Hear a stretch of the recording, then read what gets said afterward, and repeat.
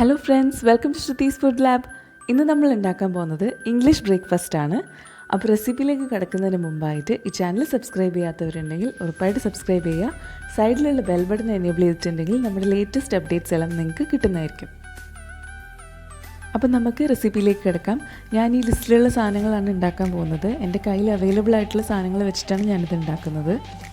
Baked beans ഉണ്ടാക്കാൻ വേണ്ടിയിട്ട് ഞാൻ ഉപയോഗിച്ചിരിക്കുന്നത് വെള്ളപ്പയറാണ്.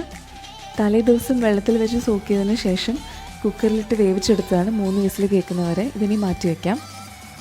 അപ്പോൾ ഇതിൻ്റെ ഗ്രേവി ഉണ്ടാക്കാൻ വേണ്ടിയിട്ട് ഒരു പാനിൽ 2 ടേബിൾ സ്പൂൺ എണ്ണ ഒഴിച്ച് ചൂടാക്കിയിട്ടുണ്ട്. ഇതിലേക്ക് 7 അല്ലി വെളുത്തുള്ളി അരിഞ്ഞത് ചേർത്ത് കൊടുക്കാം. അതിനുശേഷം 2 സവാള വലുത് അരിഞ്ഞത് ചേർത്ത് കൊടുക്കാം. അതിനോടൊപ്പം തന്നെ 3 പച്ചമുളക് കൂടി ചേർത്ത് കൊടുത്ത് ഒന്ന് വഴറ്റിയെടുക്കാം. ഇതിലേക്ക് ആവശ്യത്തിന് ഉപ്പ് ചേർത്ത് കൊടുക്കാം. സവാള ഒന്ന് വഴറ്റി ബ്രൗൺ കളർ ആകുമ്പോഴത്തേക്ക് നമുക്ക് തക്കാളി ചേർത്ത് കൊടുക്കാം. തക്കാളി ഒന്ന് ഉടഞ്ഞ് കിട്ടുമ്പോഴത്തേക്ക് നമുക്ക് 1 ടീസ്പൂൺ മുളക് പൊടിയും 1 ടീസ്പൂൺ കുരുമുളക് പൊടിയും ചേർത്ത് കൊടുക്കാം. എന്നിട്ടൊന്ന് മിക്സ് ചെയ്തെടുക്കാം.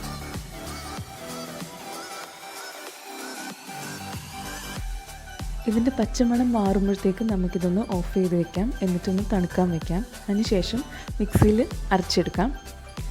ഇതിനി പാനിലേക്ക് മാറ്റാം. അതിലേക്ക് പയർ വേവിച്ച വെള്ളം 1 കപ്പ് ചേർത്ത് കൊടുത്ത് ഒന്ന് മിക്സ് ചെയ്തെടുക്കാം. ഇതിലേക്ക് 3/4 ടേബിൾ സ്പൂൺ ഒറിഗാനോ ആഡ് ചെയ്ത് കൊടുക്കാം. അതൊന്ന് മിക്സ് ചെയ്തെടുത്ത ശേഷം 1 ടീസ്പൂൺ സോയാ സോസും കൂടി ആഡ് ചെയ്ത് കൊടുക്കാം. ഇനി ഇതിലേക്ക് നമ്മൾ വേവിച്ച് വെച്ചിരിക്കുന്ന പയർ ആഡ് ചെയ്ത് കൊടുക്കാം. ഞാൻ 250 ഗ്രാം പയറാണ് എടുത്തിരിക്കുന്നത് കേട്ടോ. നേരത്തെ അത് പറയാൻ മറന്നുപോയി. അതൊന്ന് മിക്സ് ചെയ്തെടുത്ത ശേഷം ഇതിലേക്ക് 1 ടേബിൾ സ്പൂൺ കെച്ചപ്പ് ആഡ് ചെയ്ത് കൊടുക്കാം. ആവശ്യത്തിന് ഉപ്പ് കൂടി ചേർത്ത് ഒന്ന് ചെറുതായിട്ട് വറ്റിച്ചെടുക്കുക. ഒരുപാട് വറ്റിച്ചെടുക്കേണ്ട ആവശ്യമില്ല, കാരണം ഇത് ഇരുന്ന് കുറുകിക്കോളും. ഇപ്പം നമ്മളുടെ ബേക്ക് ബീൻസ് റെഡി ആയിട്ടുണ്ട്. ഇനി നമുക്ക് ചിക്കൻ സോസേജ് ഫ്രൈ ചെയ്തെടുക്കാം. ഞാനിവിടെ 12 സോസേജാണ് എടുത്തിട്ടുള്ളത്. 4 പേർക്ക് ഉണ്ടാക്കാൻ വേണ്ടിയിട്ടാണ്. ഒരു പാനിലേക്ക് ആവശ്യത്തിന് വെജിറ്റബിൾ ഓയിൽ ഒഴിച്ച് ചൂടാക്കിയെടുക്കുക. ഇതിലേക്ക് സോസേജസ് ആഡ് ചെയ്ത് കൊടുക്കുക. നന്നായിട്ട് എല്ലാ സൈഡും ഫ്രൈ ആയതിനു ശേഷം ഇത് മാറ്റി വയ്ക്കാം. ഇനി നമ്മൾ ഉണ്ടാക്കാൻ പോകുന്നത് ചിക്കൻ ബേക്കണാണ്. എനിക്ക് പ്രോപ്പറായിട്ടുള്ള പോർക്ക് ബേക്കൺസ് കിട്ടിയിട്ടില്ല. അതുകൊണ്ട് ഞാൻ ചിക്കൻ ഇങ്ങനെ നേരിയതായിട്ട് അരിഞ്ഞെടുത്തിട്ടുണ്ട്. മാക്സിമം തിന്നായിട്ട് അരിഞ്ഞെടുക്കുക. ഇതിലേക്ക് ആവശ്യത്തിന് കുരുമുളകും ഉപ്പും കൂടി ചേർത്ത് കൊടുക്കാം.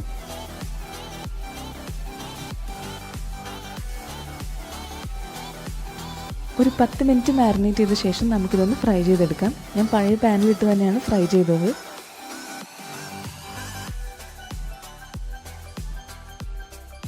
രണ്ട് സൈഡും ഒന്ന് വെന്ത് കിട്ടുമ്പോഴേക്കും നമുക്കിതൊന്ന് മാറ്റി വയ്ക്കാം.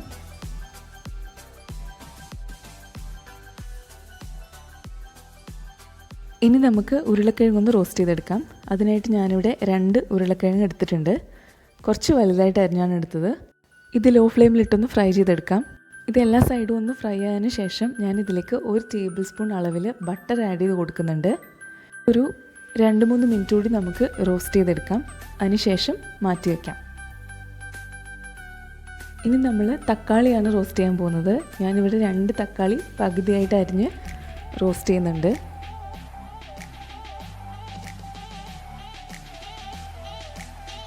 ഓരോ സൈഡും ഇതുപോലെ ഒന്ന് ഫ്രൈ ചെയ്തെടുക്കാം.